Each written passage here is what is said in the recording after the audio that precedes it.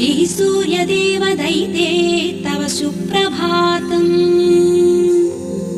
चित्ते करोमि सवितारमनन्तमाद्यम् रक्ताम्बराभरणभूषितमत्तमूर्तिम् सम्पुल्लपद्मविलसत्करपद्मजं त्वाम् श्रीसूर्यदेव दैते तव सुप्रभातम्।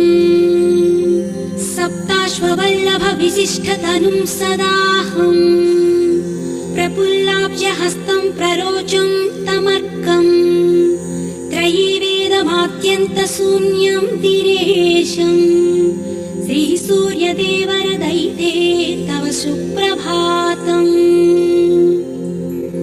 महेन्द्रप्रतिष्ठाक्रिया सुप्रसन्नम् तमादित्यमारोग्यदातारमीडे जगज्जन्म हेतु